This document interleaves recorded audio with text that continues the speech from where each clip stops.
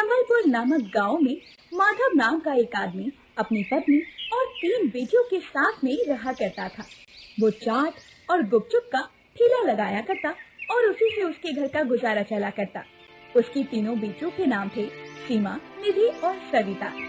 सविता सबसे छोटी थी और माँ बाप की सबसे लाडली थी। वैसे तो सविता बहुत समझदार और बहुत बुद्धिमान थी और घर के कामों में अपनी माँ की मदद भी किया करती थी, परंतु सविता सांवली थी। सविता की दोनों बड़ी बहनें उसे हमेशा ही सांवली होने का ताना दिया करती थी।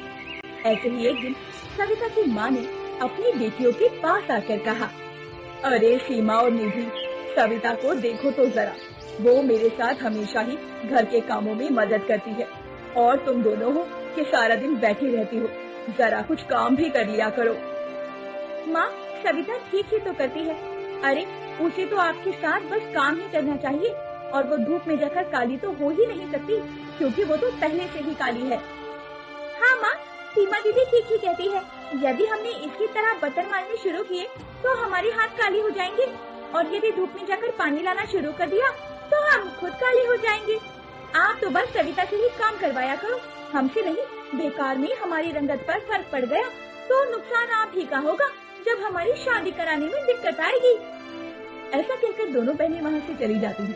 तब माँ सविता से कहती है, बेटा, तुझे भी इन दोनों की बातों का बुरा लगता होगा ना? तू चिंता मत कर, तू सबसे सुंदर है और गुण में तो तू सबसे आगे है। और देखना, एक दिन इन दोनों को भी इस बात का एहसास हो जाएगा और तब ये अपनी गलती पर पछताएंगी बैठकर। हाँ माँ, मैं जानती हूँ, मैं अपनी दोनों बहनों की बातों का बुरा नहीं मानती हूँ। और माँ, वैसे भी मुझे घर के कामों में आपकी मदद करने से बहुत खुशी मिलती है, इसीलिए मैं आपके साथ काम करवाती हूँ। और ठीक ही तो कहती हैं वो दोनों, वो गोरी है, अगर धूप में जाएंगी तो काली हो जाएंगी। वैसे भी तू ही कह रही थी ना कि तुझे इन दोनों की शादी करनी है, तो माँ तुम भी इन दोनों की बातों को दिल से मत लगाया करो। और चलो अब हम काम खत्म कर लेते हैं, वरना जैसे जैसे दोपहरी बढ़ेगी काम करना मुश्किल हो जाएगा।